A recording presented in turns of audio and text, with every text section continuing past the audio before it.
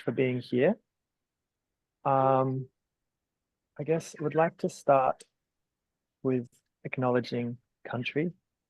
Coming at you from Widjabul Waible country in the Bundjalung Nation, which is in a place called Lismore, also known or previously known, traditionally known as Dundurimba, which means swampy place.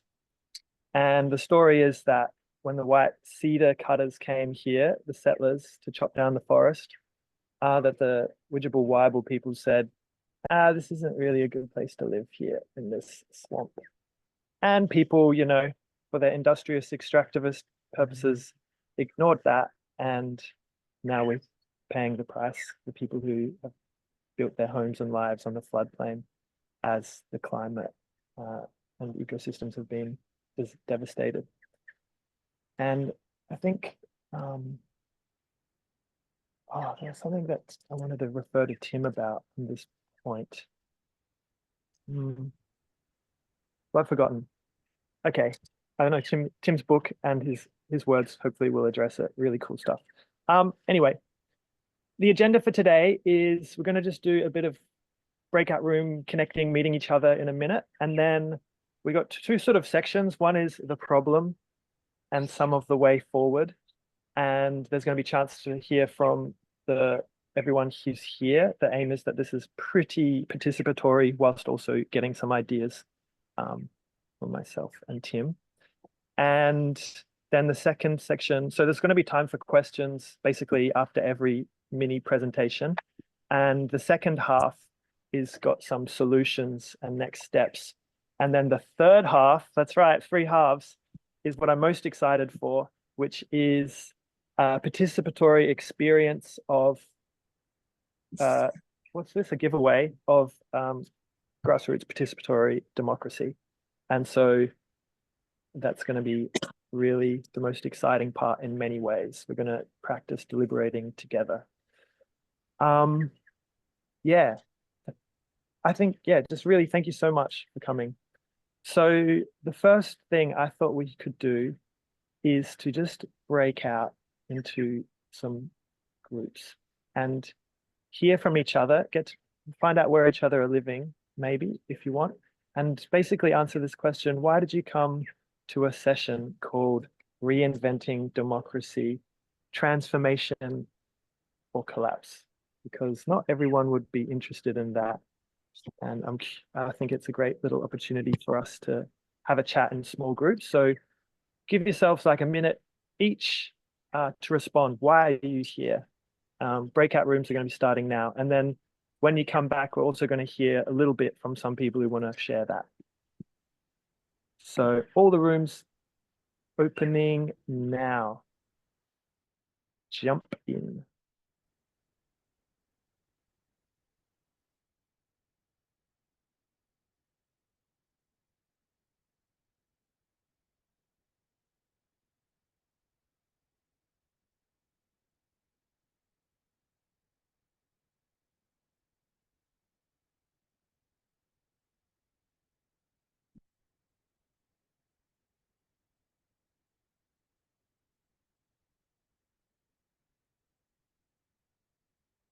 Oh yeah, timer.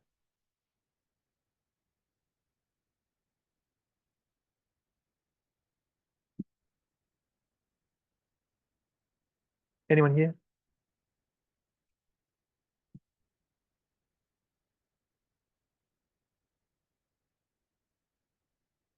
These are the people who aren't quite here, seems. Yeah. So maybe we could just hear like from some of those groups, if there was just anything that maybe you thought was surprising or about why people came here. Anything that you would like to share? Anyone volunteer? Or perhaps maybe your own reason for being here, but it could be nice to reflect what you heard from someone else.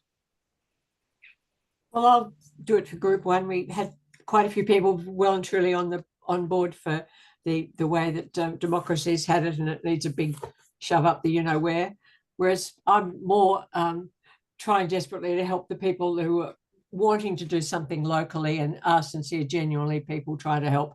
So I'm more at that spectrum, but I'm really interested and was really impressed with Tim Hollo's book. So I'm happy to hear that. So we've had the spectrum here. Thanks, Sally. Anyone else want to share what stuck out in from what you just heard? Or reason why you're here?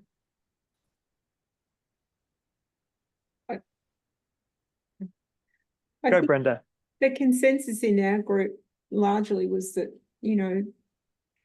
some of us had grandchildren that we're really worried about the impact that this is going to have on this generation and younger generations, and there are clearly issues with the way democracy is functioning or not functioning at the moment, and that we need to work together with a range of allies. And sometimes that might be uncomfortable, but we need to find some common language and some ways forward to work on the major challenges that we're going to face and that we're already facing. Otherwise, we're really in trouble. So there are major issues, and we need some new ways of dealing with them because we're being failed quite remarkably at the moment. And yeah, I think that was the gist of what. Just great concern though, and great energy to try and change things. Yeah. Thanks for sharing. And would anybody else like to share what came up in the group? One more person, and then we'll move on.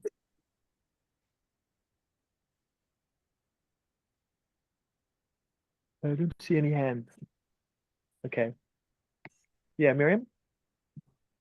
Yeah, I think in our group, a lot of people were talking about, what had impacted them and what had got them into the movement in the first place, and now realizing that we have to figure out how we can change this system that's not working for people, and it's going to have to start working better, and we're the ones that need to do that changing. It felt like, yeah, people have been moved in a lot of us are grandparents, coming into this because of our concern about, the unfairness. So yeah, that was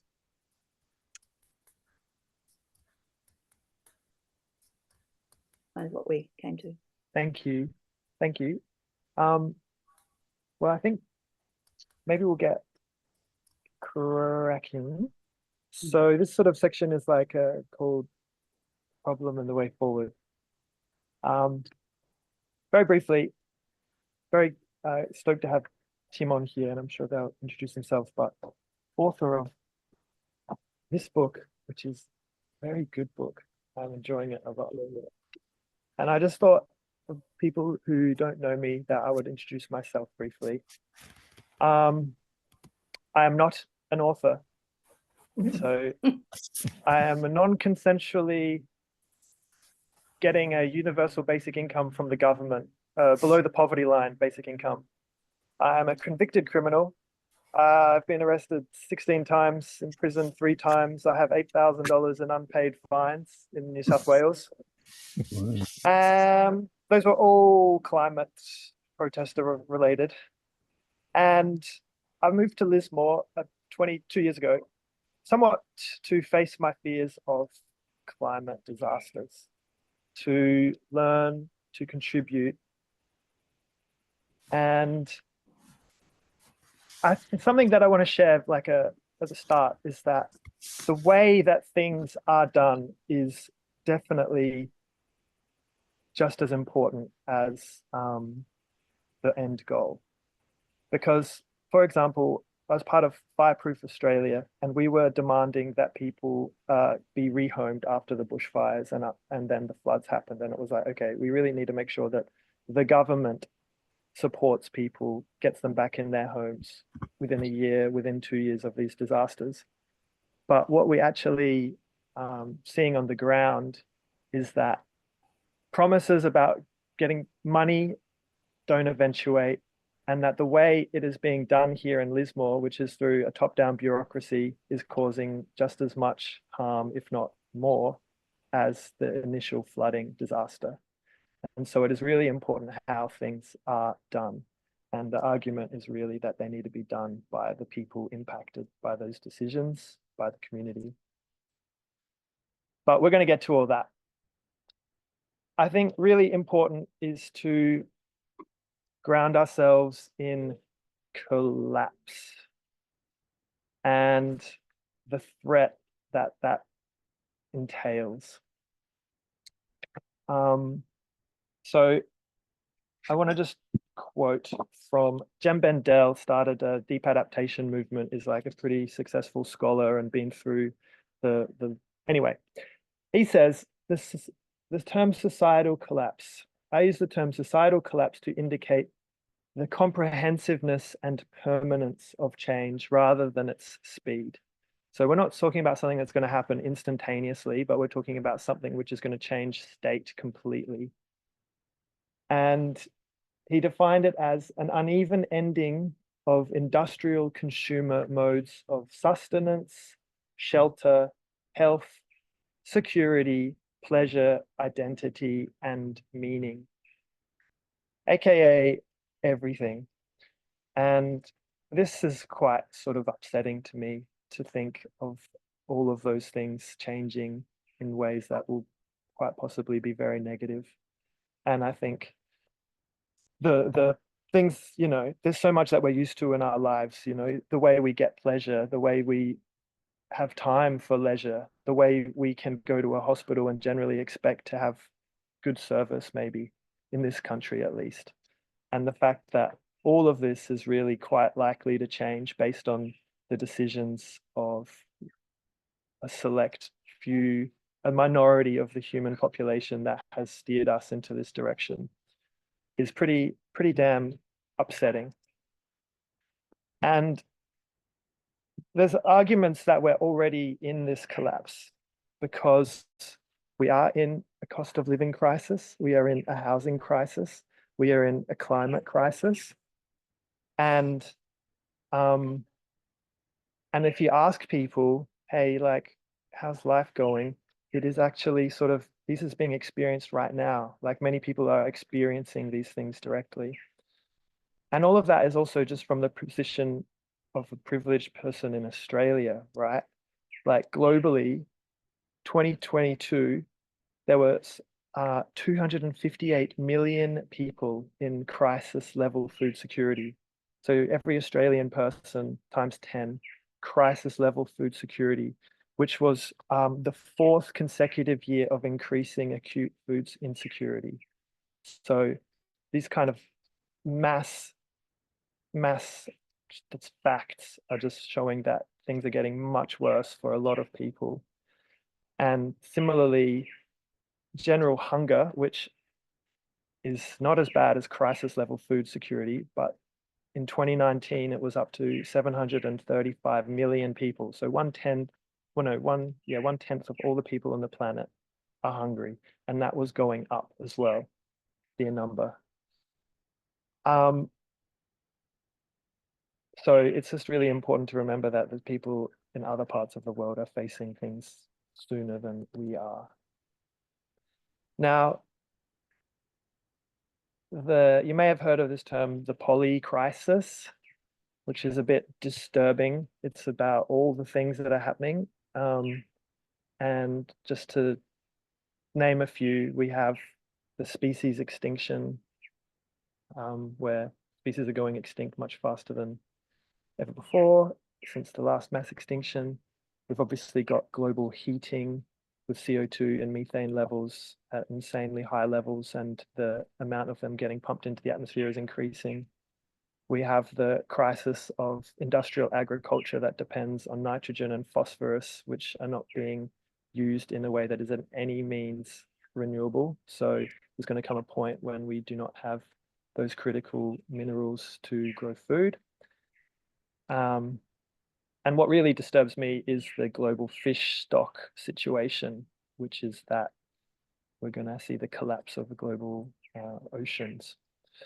So all of these things, one on top of each other, is fucking terrifying. I would just like to ask, anyone here, like, is there ways that you are sort of seeing or experiencing collapse, or an element of it that you're really concerned about?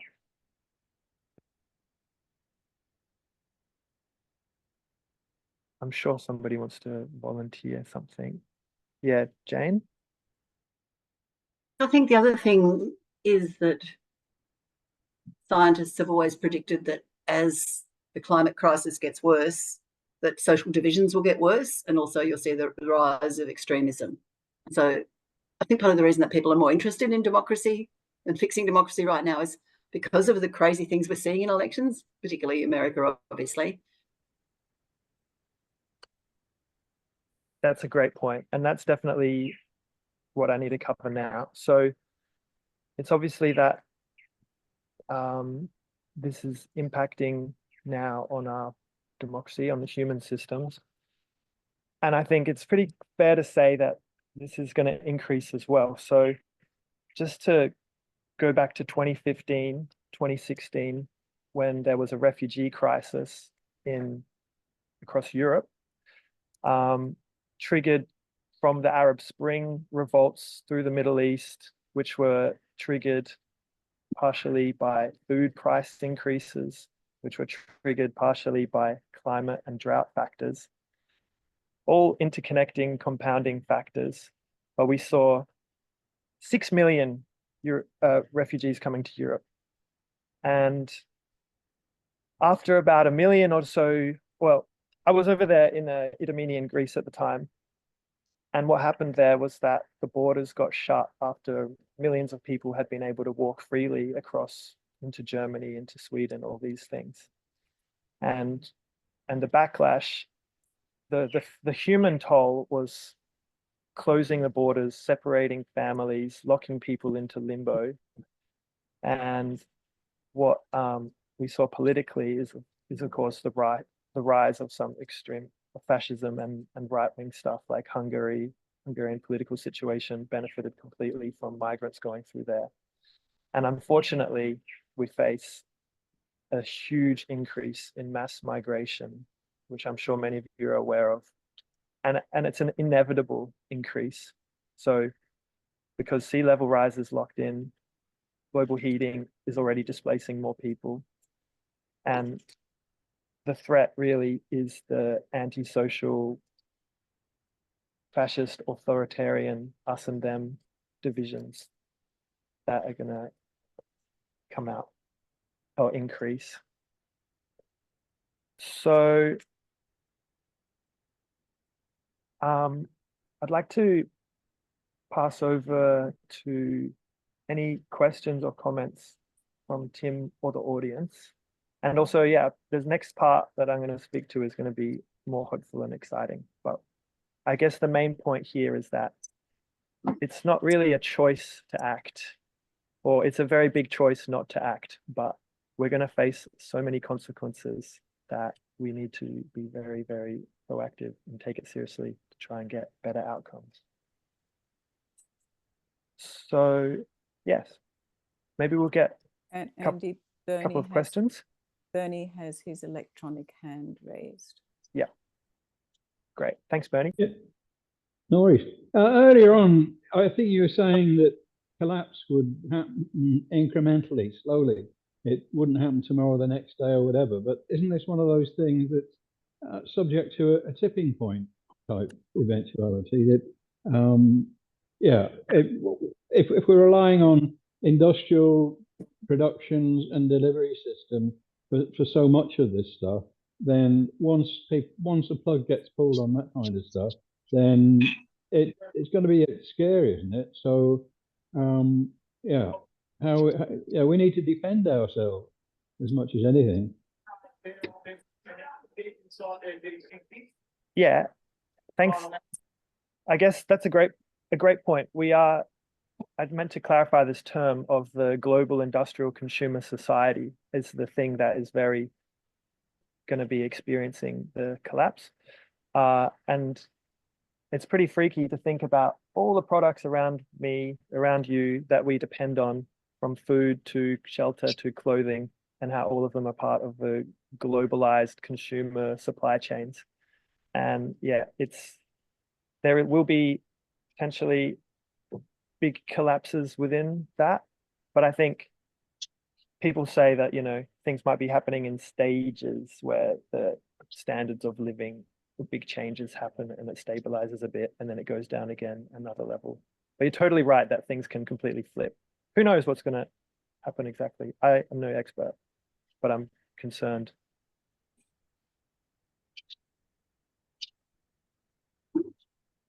Yeah, well, some things might disappear off the shelves in the supermarket, but what happens if all of them disappear simultaneously? Anyone else have a comment or a question?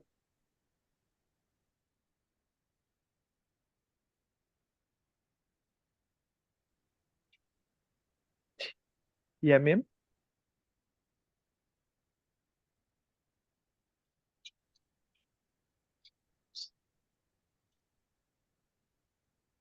You're muted. You're on mute. Yeah, the some of the recent violence in Papua New Guinea, and it's pretty evident that what it's related to, which is a combination of extractivism, and the loss of the soil fertility and a range of other things, biodiversity loss, and thus the reliance of the people there on imported foods.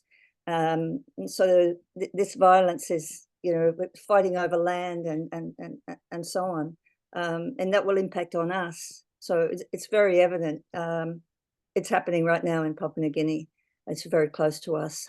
So, you realize that many places are in societal collapse already, and they've been for some time. So, yeah. So.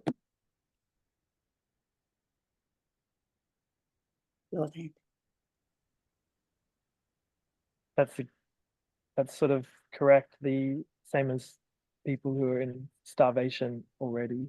Another example is Haiti last year was in societal collapse, ungovernable situation. And wars are obviously scenarios that are societal collapse levels scenarios. Maybe we'll pass to Tim now to share what you have to share. Thanks, Andy. And yeah, it's a it's a bit of a dark start, I think, but it's necessary to kind of as various really, really wonderful writers in the kind of the decolonial space are talking about a lot recently, this idea of sitting in the discomfort. It's really, really important for us. Western civilization has trained us to like to be comfortable. And that's one of the things that's collapsing, and we have to get used to sitting in the discomfort. So yeah, before I go any further, I want to acknowledge that I'm also on stolen land, as I think all of us are joining today. Land that always was, always will be Aboriginal land. I pay my respects to the Ngunnawal and Ngambri people whose land I'm on, and the Ngarigu people up the hill whose land I've got a picture of behind me because it's winter here, and that's a country that has always spoken to me very, very deeply. And yeah, and really acknowledge the extraordinary debt of gratitude we owe, apart from a deep apology and sense making and making good that we need to do. Also an extraordinary debt of gratitude to the First Nations people for stewarding this land and for continuing to offer us the lessons of how to do so. So yeah, look, I've kind of jotted a few notes that I wanted to go through in this section about how important it is that we start thinking about and moving towards letting go of our trust in the existing system, our faith in the existing system, and learning to see its impermanence, that it is contingent, and that it doesn't have to be this way. I think we're probably all here first and foremost because we are absolutely terrified about the climate crisis and the poly crisis that it weaves together with, as we've just been talking about. And And I think one of the crucial things for me, and for quite a few of us in this virtual room, I think, like me, have been involved in campaigns for change in this space for years, decades, in my case, a quarter of a century, and I'm sure there are others here who've been easily as long, and continuing to seek change within a system which has demonstrated so clearly its unwillingness and incapacity to actually deliver change in this space. And it's about time that we acknowledged that. What we're seeing in the failure to act on the climate crisis in an appropriate, timely, scaled manner everywhere is not an accident. It's not a coincidence. It's not that the wrong people have been in the wrong seats. It's systemic. It is caused by the system of governance that we have. There's a lot of talk recently about the idea of state capture, which I think is a very valuable idea that goes beyond kind of the simple idea of the wrong people or particular corruption or whatever. But I think it's really important for us to understand that state capture, even the idea of state capture, is kind of based on the idea that if we could just disconnect these things and kind of recapture the state for the people instead of the corporations, we could fix it. And that's not the case, in my opinion. The system evolved / was designed in such a way to enable state capture. It was designed in such a way that it was feasible for those with economic power or coercive power to abuse those without. And, we've been talking a little bit about the polycrisis and how many other things are demonstrative of this. If we think about, Andy's mentioned the housing crisis and the cost of living crisis, the housing crisis, like the climate crisis, it's bloody easy policy-wise to fix it. We know how to fix it. And it's not that we're still looking for the solutions. It's designed this way by those in power, by those with wealth, to continue to accumulate more wealth at the expense of everyone else. If we think about things like the welfare system, the chaos of robo-debt at its most extreme, but the whole design of our tax and welfare support schemes, again, is based on this idea that those with wealth can continue to just operate, accumulate more wealth, extracted from everyone else, extracted from the natural environment.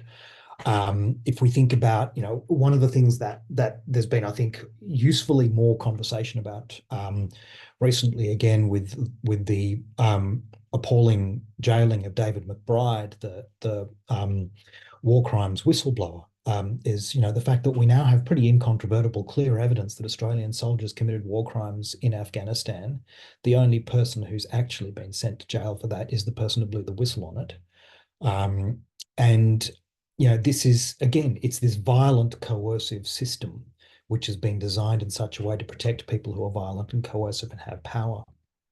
And in our daily lives, health, education, infrastructure, the education, the collapse of the university sector at the moment is one of the, I think, the most dire, which is underappreciated by a lot of people. But all around us, we see demonstrations that even kind of good governments, even governments that are sort of competent and reasonably progressive, just can't actually get anything done. They just can't get shit done. The ACT, where I live, has a Labor Green coalition government that's been in power for almost 16 years, undeniably one of the best governments in Australia, doing amazing things. We do have 100% renewable electricity here. We've started the phase out of gas. We are actually doing more than pretty much anywhere else. And it's still a government which is sclerotic and incapable of doing basic stuff a lot of the time. And so, yeah, I guess what I want to really engage with is this idea that we are facing a failure of democracy as we currently practice it. And as we currently practice it is the important part.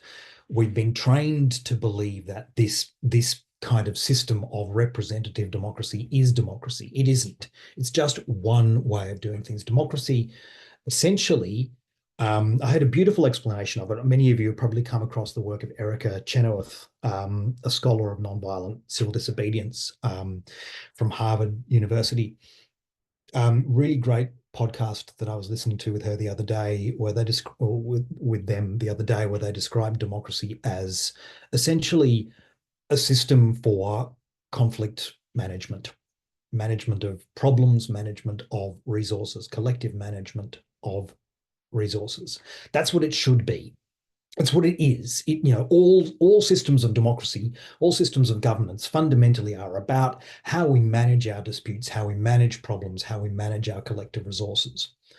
Democracy is meant to be how we do that collectively as possible. The system that we have currently, certainly in Australia and in most of the Western world and many other parts, is a collective management system, but it's one which is designed on certain bases. And the two kind of underpinning principles of it, which I identify in my book and which I talked about at our meeting a couple of weeks ago, are that it is fundamentally designed as an adversarial system, and it's fundamentally designed as an exclusive system. So it's adversarial in that it's about solving problems by fighting about them, by, pushing for one alternative against another. And it's designed as a democracy in a way to kind of say, let people in and give them enough say, but then push them away most of the time and exclude them from decision-making. It's a fundamentally managerialist system, the way our democratic and corporate capitalist systems have come together. It's fundamentally managerialist government, which basically is about not trusting most people to be able to do stuff most of the time, not trusting each other. It's a deeply bureaucratic system, and the bureaucracies that we're seeing all over the place in government, but also in corporations, are pretty much all in a state of collapse. All of the bureaucracies that we have are getting more and more Byzantine and more incapable of managing stuff. And there's no capacity for kind of humanity and care within these systems. And it's this fundamentally binary system where there's no space for nuance, there's no space for compromise, there's no space for creativity. And you put all this together, and it's genuinely about the poorest set of mechanisms for conflict resolution and resource management that we could possibly imagine. It genuinely is. I actually think in some ways it's worse than an autocratic system, because at least in an autocratic system, nobody believes that it's meant to be good. In our system, it's working as poorly as many autocratic systems do, because it's not getting the feedback systems that democracy is about. It's not getting the creativity that democracy is about, but it's pretending that it does. And it's convincing most of us most of the time that it does. And it doesn't. So yeah, democracy as we currently practice it is well and truly in collapse.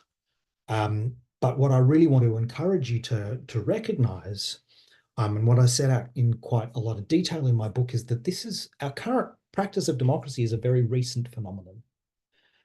It's very, very recent that everything that we do has become wrapped up in this way of doing things, this anti-ecological kind of exclusive adversarial system. There've always been alternatives. There've always been many, many other ways of doing things, because fundamentally people like to self-govern. People like the capacity to be involved in making decisions about our own lives. And every time there've been these attempts to kind of grab control and build these coercive systems way back through history and prehistory, we see that some individuals and groups try to gain control and build these coercive systems, and they don't generally last long because people push back, people flee. The first sets of laws, Hammurabi's laws, the first records of these kinds of coercive systems that we have are all fundamentally designed around how you stop people from running away, how you keep them unfree. Because people always want to be free. People want to have the capacity to self-manage. We've got so many incredible examples of indigenous systems of governance, commons management throughout history at the edges of the growth of empire and the growth of corporatist and capitalist systems.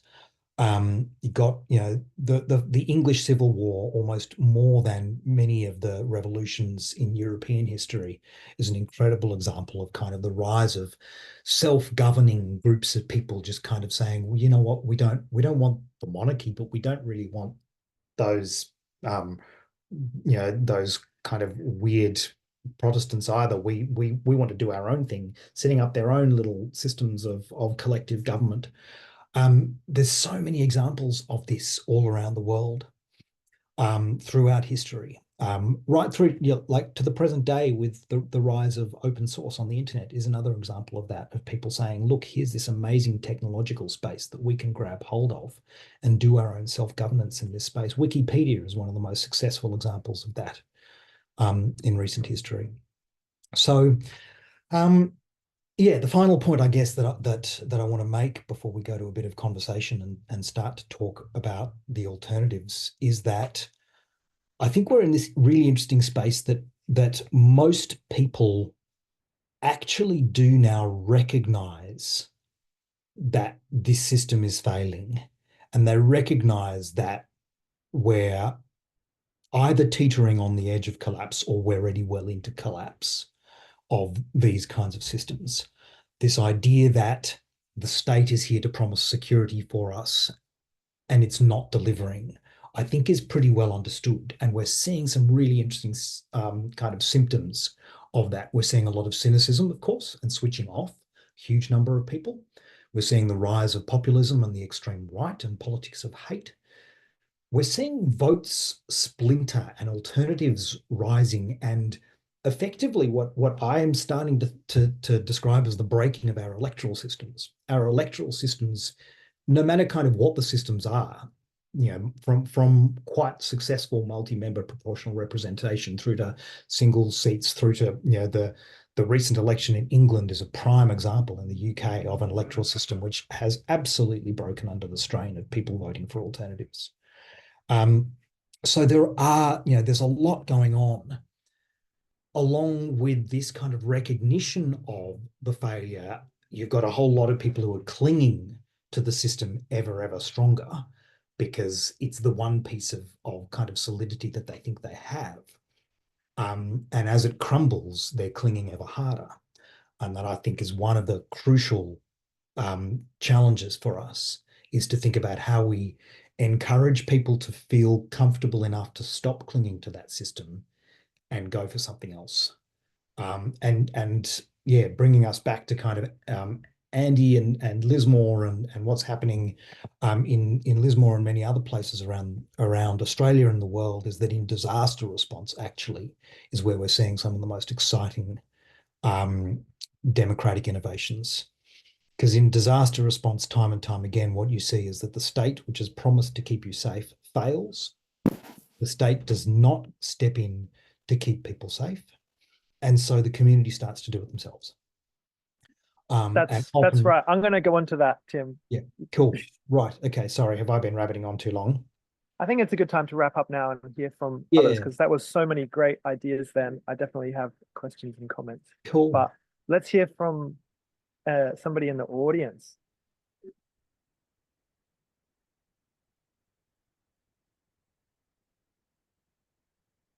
Crickets, come on. Otherwise, I would just say, maybe I'll just go. I think it's Sorry, yeah, we got. I'm not sure where the hand up bit has gone on my phone, but Great. hear from the audience in terms of what specifically, just responding to that content or on the topic of. Yeah, responding to that content would be great. Yeah, I'm happy to go. Why have we got into this? Why, 30 years after all the world's governments agreed that we needed to reduce emissions, we haven't managed to do it.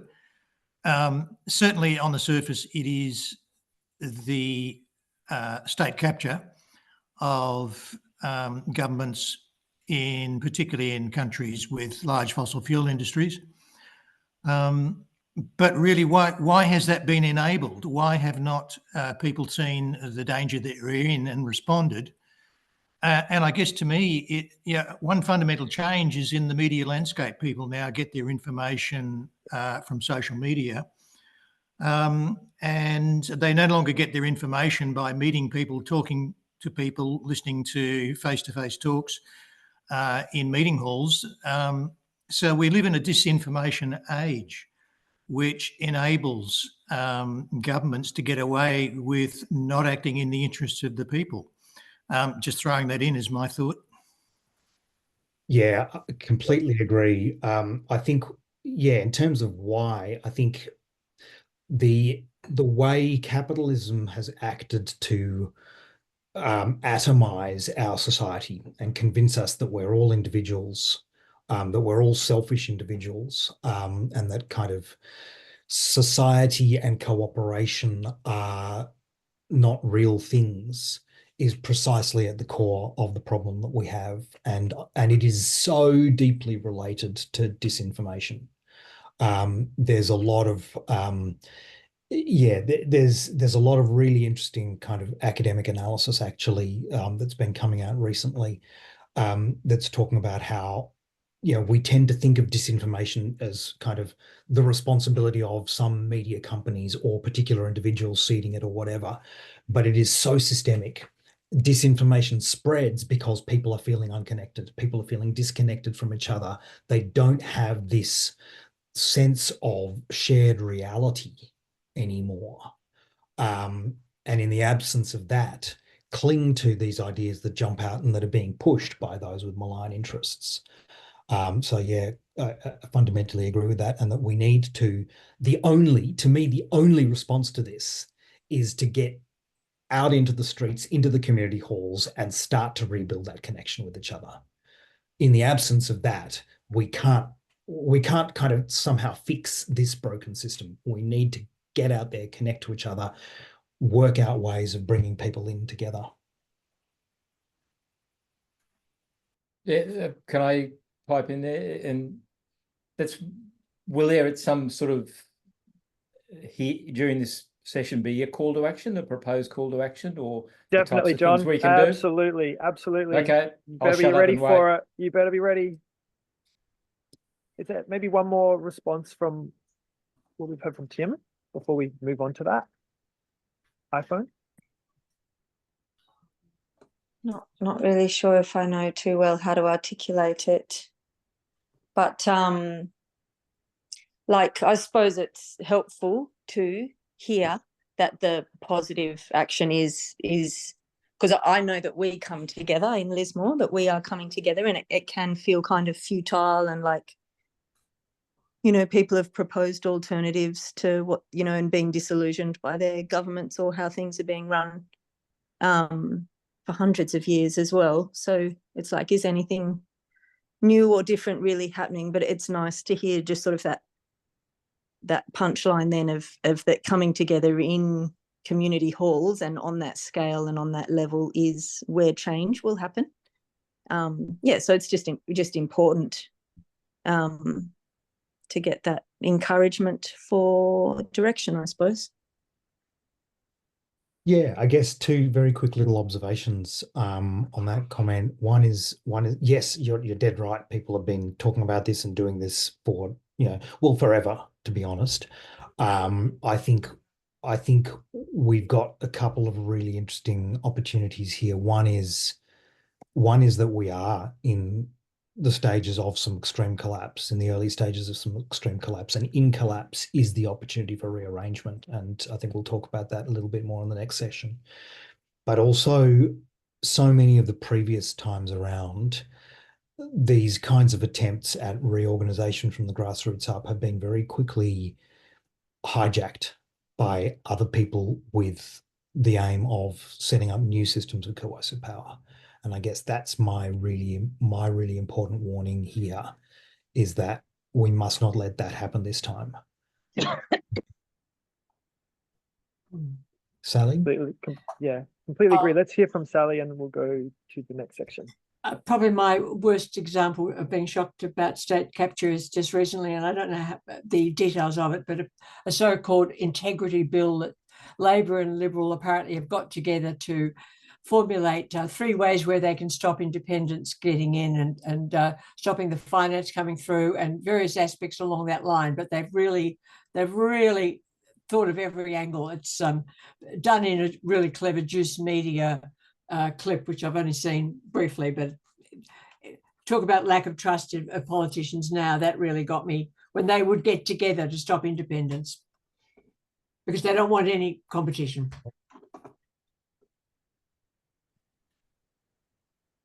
Thanks, Sal. Bernie, we'll have to keep moving for now. There's going to be more time for comments and questions later. I was wondering, Tim, if you'd like to kick off with the next part that you are talking about. Yeah, sure. I'll try to be a bit briefer this time. I will be a bit briefer. It's a bit of a if I'd had more time to prepare, I would have written something shorter. But I have notes that I'm working off. So yeah, I guess in terms of solutions and next steps and what we want to think about, I guess I wanted to start off actually with echoing a point that Andy made earlier as well, where he talked about how we need to be very careful with means and ends, and that our making sure that our means are in line with our ends. And what I wanted to reflect on, and this is kind of a theme in my book, is that the means actually are the ends and the journey is the destination, in terms of how we think about where we want to get to and how we get there. And I say that because I think we need to, what I do in my book is I think about ecological ways of doing politics, but also ecological ways of how change happens. And what we know from ecological science about how transformative change happens is that when you have dominant parts of an ecosystem that are starting to collapse, and a whole lot of these cycles of life that are reaching kind of a point of collapse and rearrangement at the same time, what happens next depends on what's growing underneath and what the conditions for growth are. That is how transformative change happens. That all of these cycles of life that are going in kind of growth and conservation and collapse and reorganization, when a whole lot of them are lining up at collapse at the same time, what happens next depends on what's growing underneath and what the conditions for growth are. And I think that's a really, really crucial lesson for us at this moment of, as Jem Bendel talks about, collapse. And it is a staged collapse, and some of them are happening incredibly fast. And I think that's such an important observation, Bernie, that you brought to the conversation earlier. We need to be ready for a whole lot of things to fall apart really fast. Sometimes that will happen. And we've seen some examples of that already. And it happens at local scale with natural disasters, with supply chain disasters. It happened globally at the beginning of COVID with a whole lot of supply chain collapses. It's happened with water supply in South Africa recently. It's happened with oil supply in various parts of the world. But usually it's one piece of the puzzle that's falling out, and the rest is reasonably sturdy. What we're going to start to see more and more is a whole lot of pieces crunching out at the same time. And so when that happens, we need to be ready. We need to be ready with better ways of looking after each other. And we have so many wonderful examples of that. And I guess that's what I want to talk about. And, so the means become the end. What we need to start doing is think about how we connect in our communities in ways that are about bringing people together, about good ways, effective ways of dispute resolution, conflict resolution, sharing resources. How do we do this stuff well so that we are living in a shared reality instead of these conflicting adversarial realities? How do we start to create these resilient, sturdy systems in our spaces so that when the shit hits the fan, we are ready and we are connected to others who are doing similar things elsewhere? And scaling through this interconnection, through interdependence, rather than growing in this capitalist model.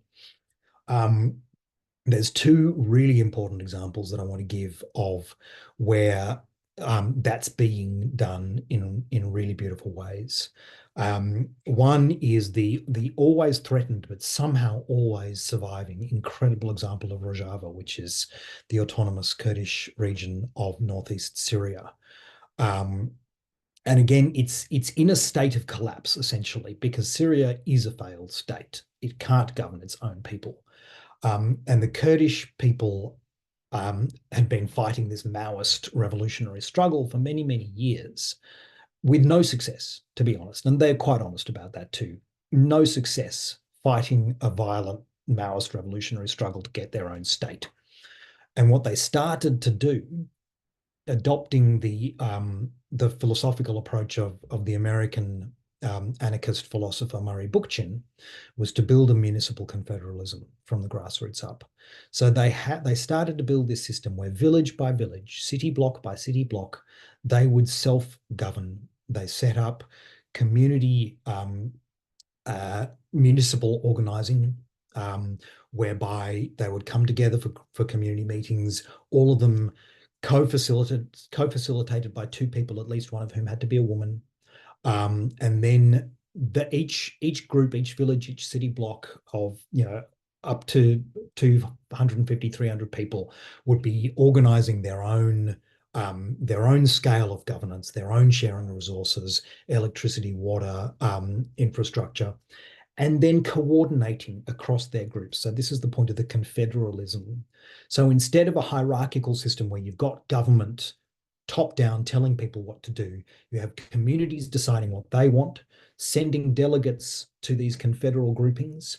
They would discuss it together, share ideas, discuss options, be creative on the same model where it's all consensus decision making, co-facilitated by two people, at least one of whom has to be a woman, and coming back to the group to make the decisions each time. And what's extraordinary there is that having started as kind of this part of this separatist Kurdish struggle for their own state, you now have this multi-ethnic, ecological, feminist, multi-religious and non-religious confederation of well over 2 million people governing itself much more successfully than any of the states around it, Syria, Turkey, Iraq. It's an extraordinary example, and thank you to the person in the comments who mentioned Palestine before. I think that's, to me, as a left-wing Jew, to me, Israel is a prime example of how working as a state is a failed approach and a disastrous approach. And the only way we can get towards peace in that region is to take something like a Rojava approach, a confederalist, grassroots up, communities governing themselves type of approach. The only way you can get to peace is to do that. So the other example that I want to give is in Barcelona, where, again, in a moment of true crisis, where the economic crisis of the early 2010s had hit so incredibly hard, people weren't able to feed themselves and their families. They weren't able to get medical care. Huge numbers of people were being threatened with eviction from their homes. And you had this incredible growth of mutual aid that had popped up. Elsewhere around the world, you had Occupy, you had a whole lot of street protests, you had a lot going on. And there were a lot of street protests, of course, in Barcelona and in Spain. One of the things that set Barcelona apart is that they used those street processes as spaces for coordinating mutual aid. So they would coordinate food sharing groups where people who had access to food would come and bring the food in, and in local squares in the town, you would have cooking groups that would set up cooperatively to feed themselves and each other and to distribute food fairly.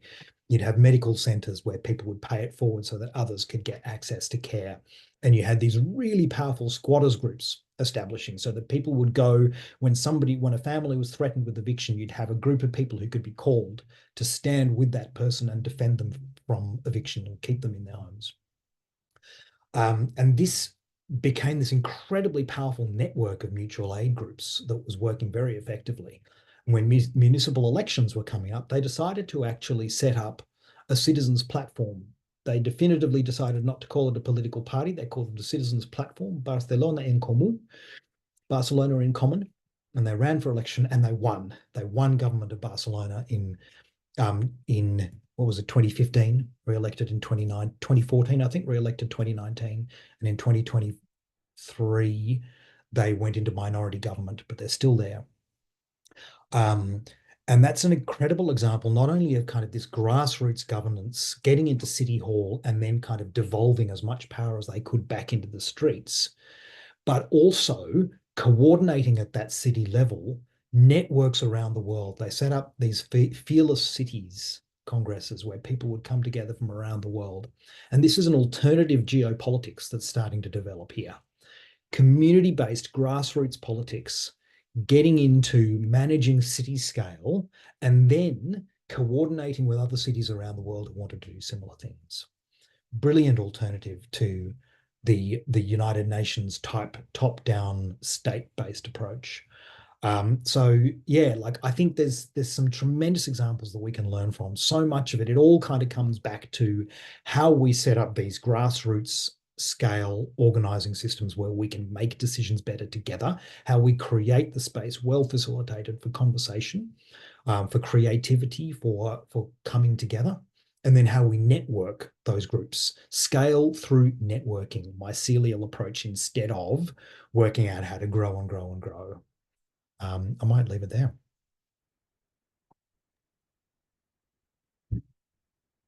Epic. Do we have any comments or questions from the other people in the room?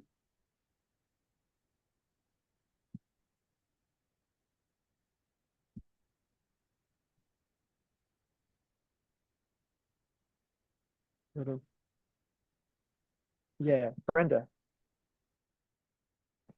I think that's very exciting when we have technology now that enables communities to set up microgrids and their own power sources. And when you think about the amount of inequality and homelessness at the moment, there's a whole lot of systems that are failing people at the moment, and inequality is growing at such a rate that there really is an appetite, I think, in sections of the community anyway, that could embrace this. Because we have the means to do it, and we just need to garner that, scale it. It's a very exciting prospect. Yeah, it's just a comment, really.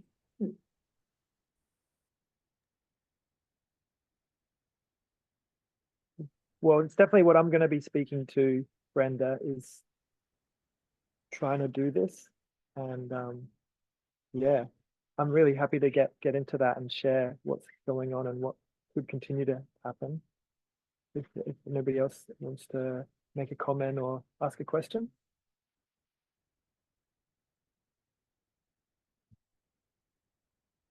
Bernie is saying nobody seems to mention the big myth, one jam being that Great Depression, far right pinned blame on socialist interference, new regulations, attempt to stabilize, but whole deregulation and tax reduction was the cause. Isn't the far right what we need to be scared by? Yeah, look, I think you're absolutely right. The right works by actually frequently correctly identifying problems and then very carefully misdirecting attention away from the causes of those problems, the real causes of those problems, onto some scary other. And that's exactly what they're doing all over the world at the moment. And yes, we have good cause to be very, very worried about them. I also think that we have good cause to be worried that responding to the far right by clinging to the center is a very big risk. And that is what seems to be happening a lot of the time, because that won't solve the problems. It will only delay the inevitable. We actually need to be building our better world, because people are turning to the right because the center has failed them. And they're, I think, reasonably scared of an old 20th century version of socialism. It doesn't speak to today. We need an ecological approach, possibly an eco-socialist approach, but certainly an ecological approach. that builds the better world from the grassroots up. Get that happening and people will come. And that, I think, yeah, as a kind of a final observation, is I think one of the really exciting things about this is that when mutual aid groups start up, they boom because people love them and they don't necessarily think of them as sort of revolutionary, as about changing the world, but they're sick and tired of the world as it exists. Kind of nobody likes the world as it exists anymore. Nobody likes this system, and they see this alternative and they grab onto it and they run. Buy nothing groups and repair cafes and all of this stuff. It just booms when it starts. Whether or not people think of it as revolutionary, you just get it going and it goes.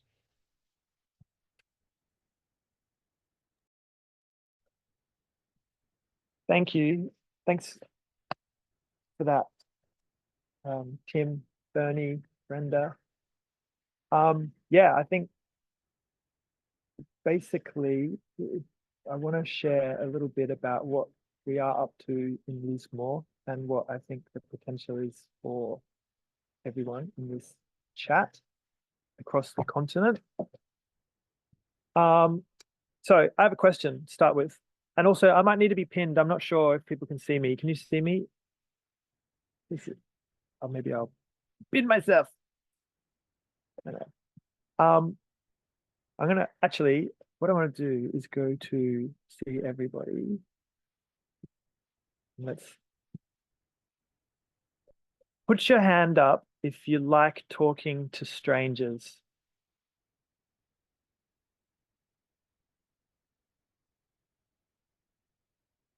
Or that's like seemingly about 50%. That's pretty cool.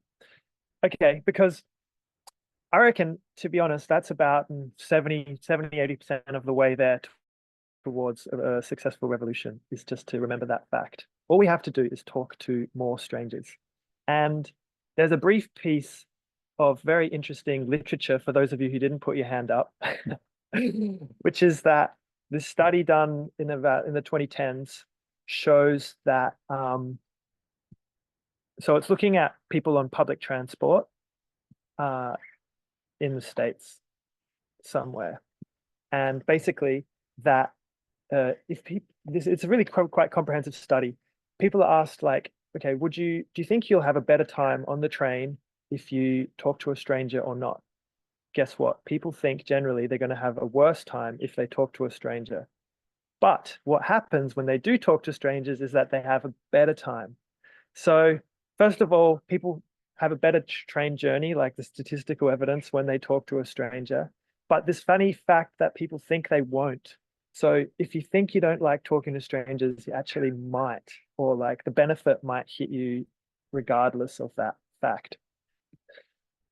The next thing is on social psychology kind of stuff is this research out of Harvard from Erica Chenoweth recently as well, which is about polarization. And it's basically a really, really good tool to be able to talk to strangers who have very different views than you. And I think we could probably all agree that this is really critical at this time as well. And so what research they have done is they've demonstrated this, this approach where if you use this acronym of communication methods, which is here. So I'll go over that. Maybe I'll do this. Yeah. So the H stands for hedging your claims.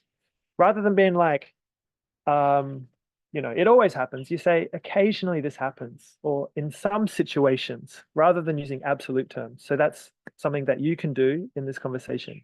Here, E is for emphasizing agreement. If you emphasize agreement, there's always something you might be able to agree with somebody on about. So if you start doing that a bit, very good. The A is for acknowledging other perspectives, actively recognizing your counterparts' perspectives by saying something like, okay, I understand that you believe cloud seeding caused the Northern Rivers floods. I understand that you believe that. And R stands for reframing to the positive. Instead of saying, I hate it when, it drives me crazy when, if you express the same preference by saying, I find it really delightful when this other thing happens. So I'm going to share this later, but basically these tools, what they lead to in a conversation between really polarized people is that the other person is much more likely to want to have another conversation. So it doesn't make you immediate best friends, but it opens the door to further communication. And what they've also found is that if somebody, just one person knows these tools, that the other people start to copy them and mimic them. So it's like this inoculation that we can actively pursue in conversation, which I'm really excited by. Speaking of which, speaking, talking, just getting to my right part, my notes.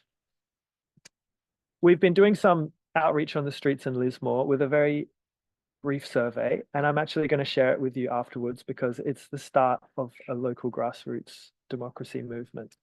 And we've been asking people, do you feel represented by the existing political institutions from the local, state, federal, and even globally? And across the board, it is on the lower side of things. It's about 2 out of 5 that people are rating. So I really agree with Tim and how he, I think, put it that like there's this sort of facade there that we are ready to shatter through of people know this thing, this fucking system, democracy is not representing them. And they also absolutely universally know who it is representing. We've got a little questions like, oh, who is it representing? The elites, the people with money, the politicians who want to just line their pockets. So I feel like there is so much, it's such a simple, relatively simple starting point that we can build something so easily from this point. And I'm very grateful to have Miriam and Antoinette in this Zoom now, who are part of what we're doing here in Lismore. And another additional factor is, as mentioned, disasters are these windows of alternative reality, which some describe as actually shattering the sort of capitalist norm and allowing the community that's underneath to exist. And so, as terrible as all the disruptions that we're going to face are, many of them are going to provide the opportunity, the clearing of the dominating ecosystems to which the thing that's underneath can grow. So it's good to like have that with the other fear and other things that we might be feeling. But yeah, before I get on to Lismore, I want to talk about what's happening globally, which is that there is an international thing called the Humanity Project, with projects in numerous countries stemming out of the civil resistance movements that you might be aware of, Just Stop Oil, Last Generation. These projects that have done incredible civil resistance and are facing the full brunt of repression that revolutionary organizations do. Recently, people across the UK have been sentenced, organisers have been sentenced to 4 to 5 years in prison, which is fucking insane for planning to block a road. Anyway, there is a growing movement of people doing this grassroots democracy thing, recognizing that we actually have to start at the grassroots. And it's really exciting because there's going to be monthly Zooms to connect with people across the globe and share skills. And that's the exact same thing that we can mimic on a continental scale here, which will be at much more kind times, because the next global Zoom is like at about 1 a.m., I believe. But yeah, so in Lismore, a famous line, which has recently been graffitied on a wall, is the glorious anarchy of the immediate aftermath of the floods, which lasted weeks and weeks, where the community was there looking after each other and everyone was basically on the same level. And what we've seen directly opposing that is the influence of bureaucracies and government when they come in and they impose they impose solutions that nobody consented to, that nobody got to co-design, and thus have had really rather detrimental consequences on the community.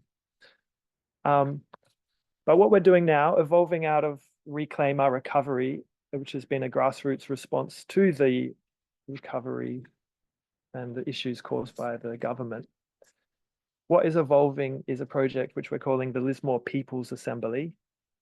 for now. That's also totally open to evolve as more people get involved. And the benefit of this that we're recognizing is that if something like this existed when the floods hit, just as has been mentioned before, we would have had a better chance to maintain community power and control if in opposition to the top-down stuff that came in. So there was a beginnings of this, but it didn't have the I don't know, some structure, enough existence to be able to carry through during the flood. But what we're recognizing is by building that now, building these kind of participatory grassroots democracies across the continent, we're going to be much better prepared for good outcomes when disasters hit. We also are going to be using the first assembly to tackle an issue which is, we know is throughout our society, which is housing. So not only will these assemblies be beneficial for when bigger disasters hit, they can bring people together now for the existing hardships that we're facing.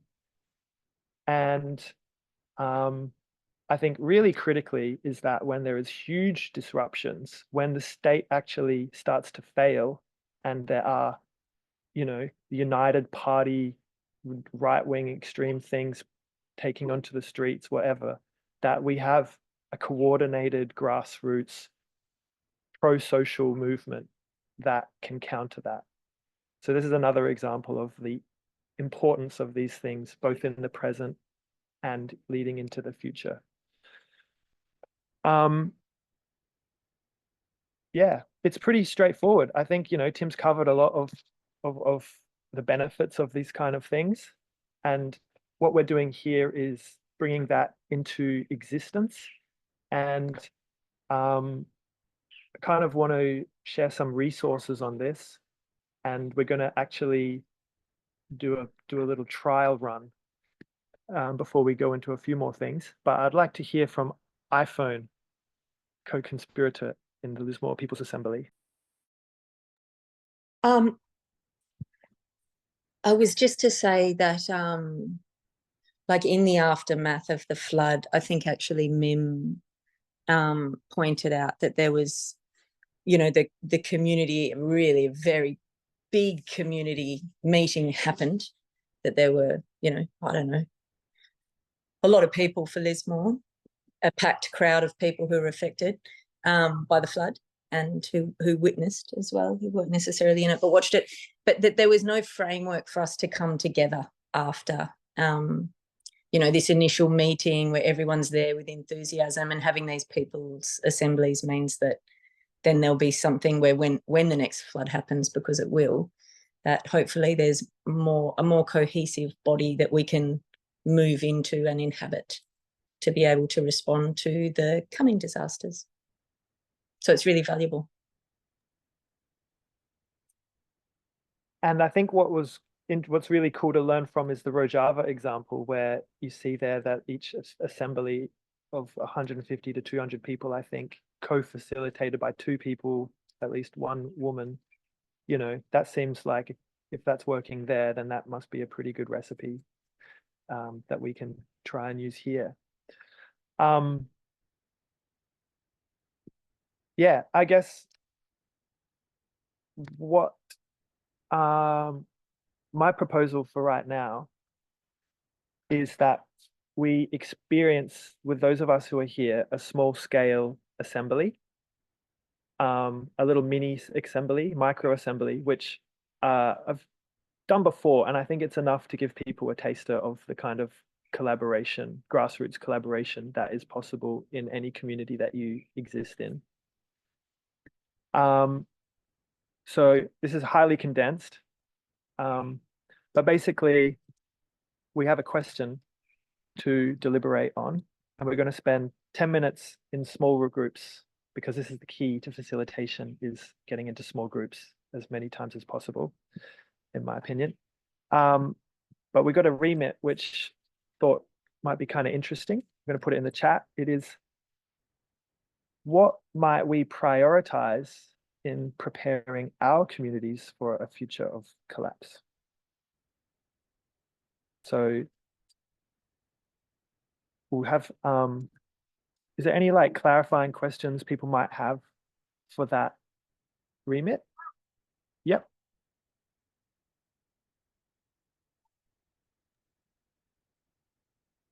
iPhone? So in everybody's individual communities where they are looking at collapse in terms of environmental and facing what imminent collapse? Yeah, so basically, I think we're going to go into small groups. So you're obviously all going to be in a different place, but maybe you can imagine that you're in the same place, or sort of just act. Not. I think it should work. I think it could work. I'm open. But basically, you can share maybe what you would think for your area, and I think it might be relatively overlapping with other people's. And in terms of a future of collapse, we could also think of this as like for a disruption. A big disruption is on a series of disruptions towards collapse. Any other questions about that? I've got a few more details before we continue. Okay, so what is really cool about working together is that you come up with some agreements of how you want to treat each other in the space. And I think we have enough time. So let's just chuck together maybe some things that we'd like to agree to if we're going to be listening to each other, coming up with ideas. Anyone have an example of how they'd like things to go? Yeah, Judy. Be careful not to speak too much, and if you feel like it's already been said, maybe it doesn't need to be said again. Awesome, I'll type them up. Yeah. Go, Andrea. Can't hear you, Andrea. To not interrupt people and only have one person speak at a time. Okay. Nice. And I guess maybe we can do that by being on mute, using our hands. And any others?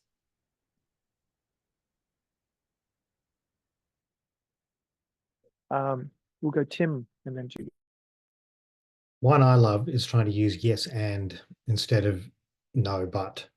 Build on other people's ideas. See if you can co-create.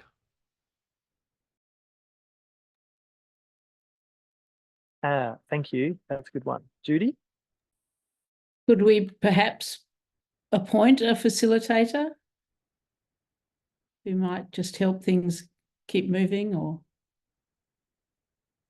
We could. That's definitely a thing, is like roles.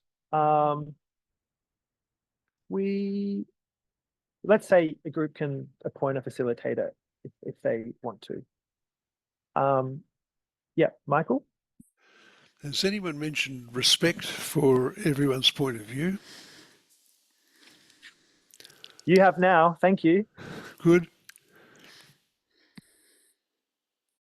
Yeah, go. Check that everyone has had the opportunity to speak if they wish to before it. Yeah. Check the circle, make sure everyone's feeling included. Beautiful. And on that note, we did some training with professional facilitators. And I got so much encouragement because they said that basically whenever there's small groups in a citizens assembly of randomly selected people, there's always people that do this kind of thing. Like it's human nature to sort of facilitate in some ways and to support others to hear a voice. I was really relieved. Okay, and I want to just chuck in because it's going to be a little micro, yeah, for everyone to invite someone who hasn't spoken to, yeah. I mean, there's one other thing which we had suggested to us from people running people's assemblies before, which is to have like a timer. So like you can only speak up to 2 minutes at a time. but it seems like that's more of an optional thing that might be necessary at certain times. But I think what we've got here to make sure everyone gets a chance to speak, these kind of things should really make that happen.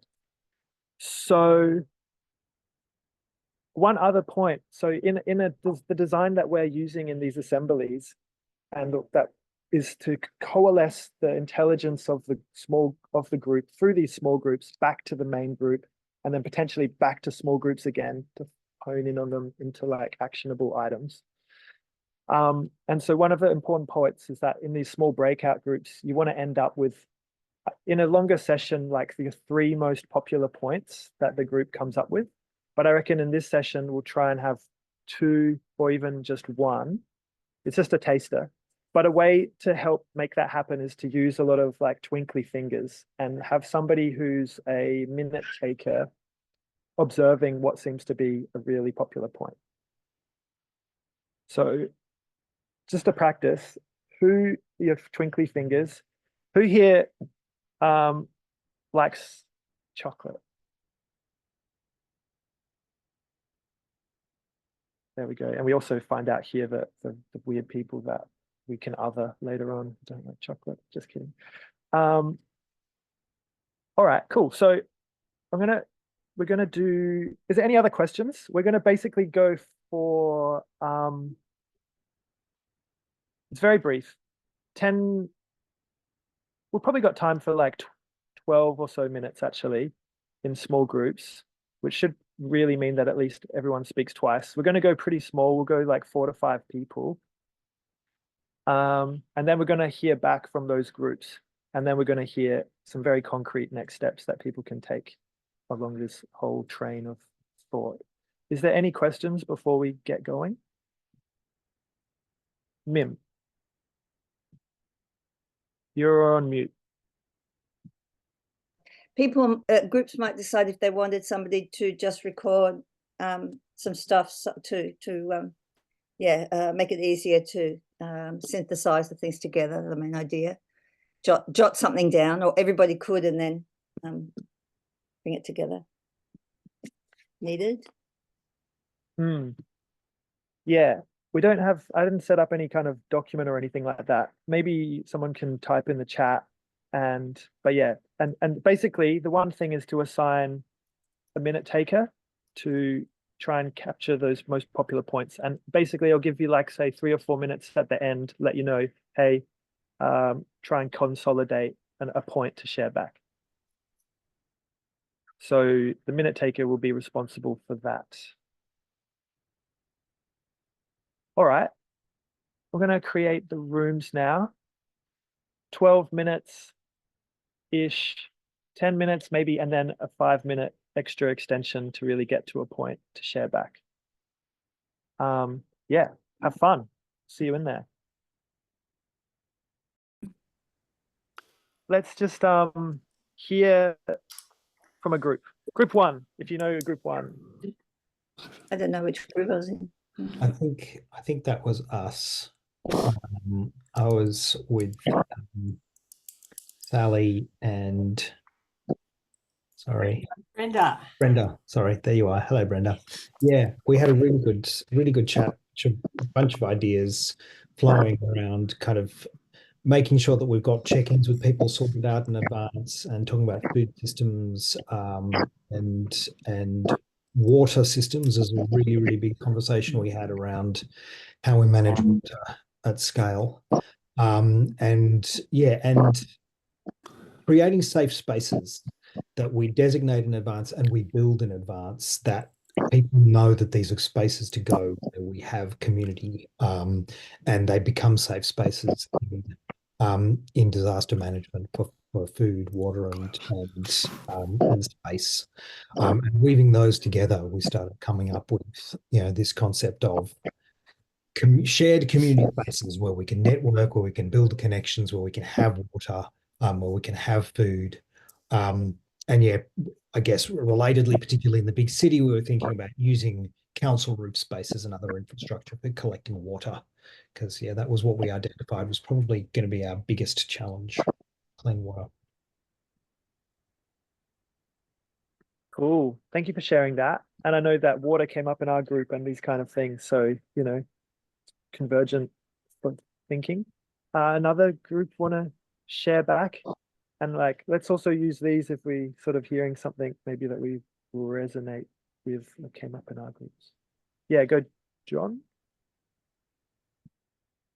In a group with Luan, Bron, and Antoinette, we took a little bit of a different tack, that putting in place a resilient and relevant community structure for organising was seen as a critical factor. And pretty well everybody brought up trust, building trust amongst people was therefore critical. So people getting to know each other, fostering community, working through shared values so that you could that you had that to fall back on.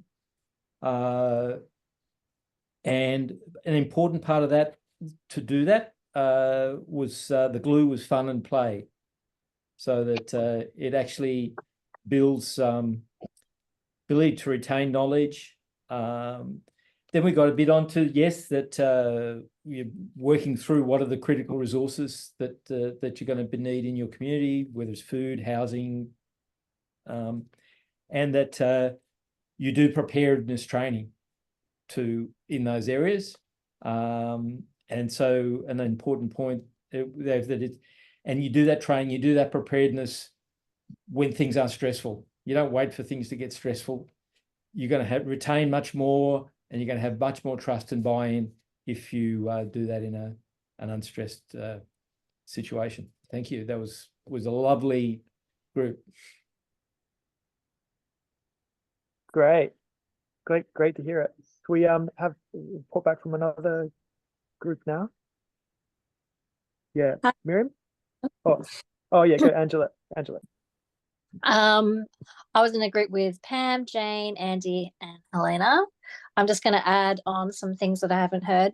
Building on that last one, we talked about practicing on a mini crisis that's already happening. So, for example, in Moonee Valley over here in Melbourne, there's a whole bunch of residents who have just been declared as being in flood-prone areas. So, where are the opportunities to start, working intangible that gives people a sense of urgency? Prioritizing really listening to First Nations knowledge and experience of how to survive, and Tyson Younger Porter's quote that climate change is a white people's apocalypse, and that black fellas have already lived through and survived collapses. Talked about the opportunities that food have in bringing people together, growing food, and the skills, and also having the food, doing that in public spaces in meaningful ways, and also down to those essentials of food and sanitation, water, as we talked about. But yeah, really some discussion around this tension between urgency and community building. How can we do the community building, but really still bringing this sense of urgency around it too. Thanks, Angela. Rob. Thanks, Andy. I was in a group with Jeff, John, and Heike. Some of the things have been said, but I think, for starters, trying to build a really connected community, I think, is important. And communication skills will really help here, and so maybe we could actually get workshops going where we build skills on how to communicate and connect with people. Also mental health support, that sort of thing. Food will probably, when there's collapse, food will probably be a priority. So community gardens, we really need to be connecting with community gardens or establishing community gardens. And that's a good way to actually build our connected community as well, do things together, that sort of thing. Another issue that came up for us was security. that with collapse, we're likely to get an issue with security, either externally from refugees, but also within our own communities. There could be security issues, likely security issues. So we need to learn to connect with those sort of people that we may have issues with now. So learn how to, again, that gets onto that communication and the things we need to do to not appear as a threat to those people. That pretty well covers it all, and lots of other things have already been said. So, and it was great. We really had a great conversation there on it. It was fantastic. Thanks, Andy. Good to hear. Last Mim.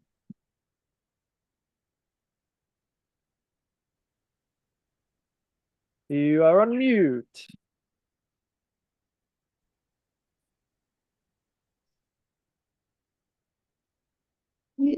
Thanks for helping with the unmute that I can't seem to figure out for some reason. So I was in a group with Anna, Kath and Tony, and lots of the same things, basically, you know, building or rebuilding community connection, and thus finding out how are we going to set up our communications and inventories of who's got what and all that kind of thing. But one thing that Tony said, which I think was pretty interesting, is work to prepare communities,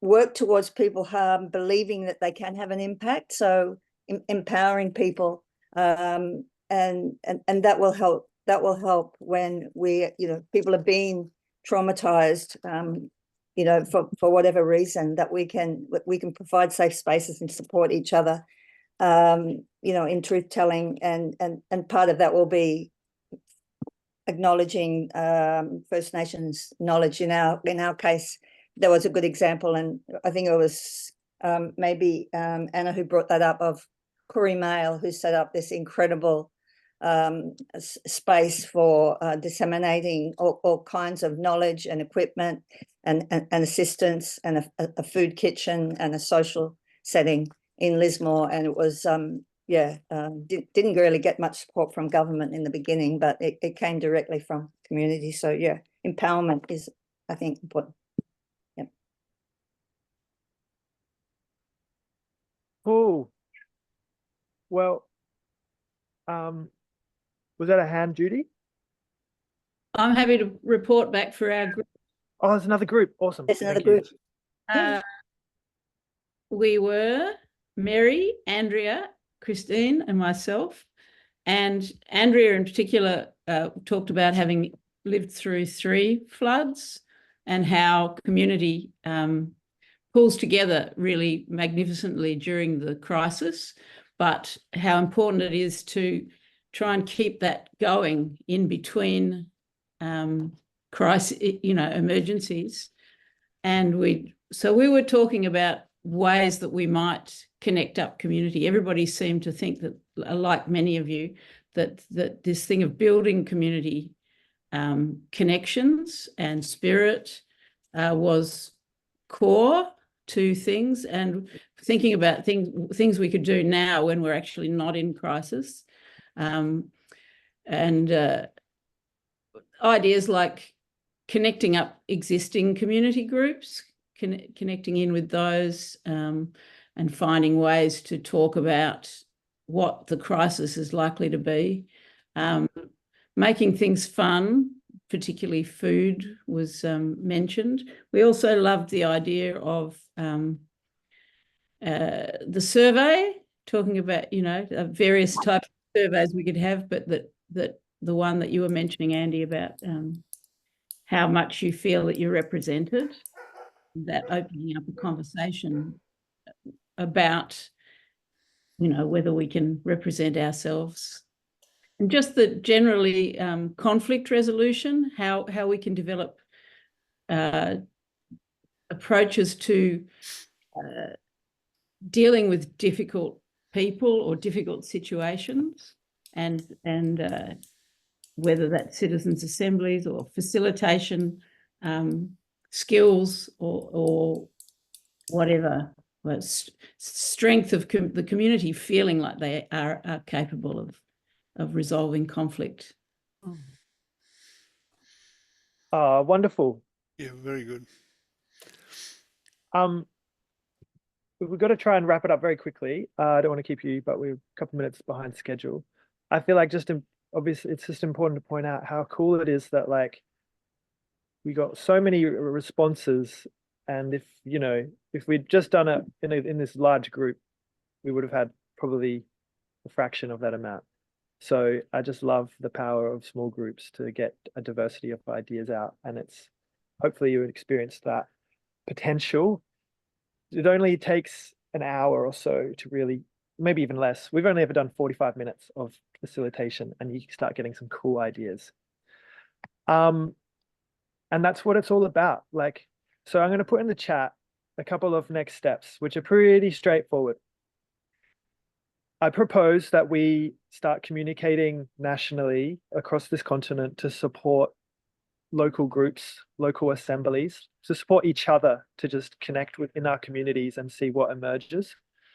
And I think we can, have a bit of a network and meet semi-regularly to do this. I reckon there's another option, which is you can move to Lismore. There's plenty of empty houses, and we'll take you on in this project here. Yeah. Come on.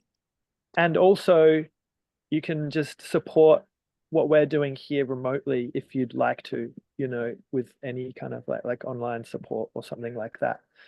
But I say we just all start learning together and make this happen. Yeah. And so in this thing in what I posted in the chat is a Google folder, which has a sign-up sheet you can use that also collects very broad demographic info in case we're successful enough to build up a big enough database that we can do sortition locally. It's got a printout that has for like these surveys, this kind of research, and also a copy of like the project that we're doing here. So that is complimentary for you. Hopefully make things a bit easier. I reckon if you know 2 people in your area, this is the idea. Print out those surveys and go start talking to strangers and collecting their emails, and pretty soon you've got an assembly on your hands. But yeah, the doodle poll, like if people are keen, please, I'll send this in the follow-up email, but like I'll be really happy to meet again within like 10 days or so, and just check in on what people are thinking and feeling about doing something like this. So if you're really keen, you can chuck your email in the chat. Otherwise, you will try and get this content to you and the recording very soon anyway. And maybe, is there any last comments, like maybe from Tim or from someone we haven't heard yet? And then I thought we could do a simultaneous one word, how we're feeling explosion. Is anyone busting to say something with the whole group? Oh, so sweet. All right. In that case, I'll just underline one of the last points that went in that is really good, and it's to do with connecting, but it's restorative circles. It's like the regeneration that Exercise is already trying to do, and it's connecting and getting into nature and just healing the person wherever we're at. So that was a last point that is important, I think. Thanks, Sally. Okay, yeah, and if you chuck your email in, the communication is guaranteed to get to you, and I know you're keen, and it's also affirming. So feel free to chuck it in specifically in the chat. Tony? Yeah, a question first, Andy. That the information that's in the chat now, there's a few links. Will that be included in a mail out? Yeah. Yep, beautiful. And then, yeah, the thing is that I sort of had an oversupply of Western movies when I was a kid, and it's a while ago. And the cavalry seemed to always ride up and save the day. Well, I think we have to be that cavalry. We're going to save ourselves. Because we care. Because we care. Well said. All right. Tim, is there anything you'd like to add? Great. Yeah, no, look, great session. Really, really enjoyed it. All the conversations. I just think it's such a prime example of, like talking to a stranger. If you can get these kinds of conversations going in your community, nothing changes people's minds like the experience of doing it, getting involved and doing it. We're taught to believe that you change people's behavior by changing their minds. I firmly believe it goes the other way around. Get people involved in doing something different with their behavior, and they change their minds from that. Great afternoon. Thank you. Feeling invigorated. Cool. No, thanks everybody for being here. Dedicated folk from across the continent. So maybe we'll all unmute and think of one word of how we're feeling now, and we're going to say it all at once and experience the interconnected chaos of Zoom. Is everybody ready? Yeah. Everyone unmuted. Brenda, Helena, unmute. Christine, unmute. Bernie, unmute. Chloe and Kath, if you're there. All right. 1 second, wait for Helena. Okay. So think about one word and then Just reading Bernie. all right. Everyone got something? Yep. Yep. Count of 3. 1, 2, 3. Excited. Encouraged. Hear a thing. Thanks, everyone.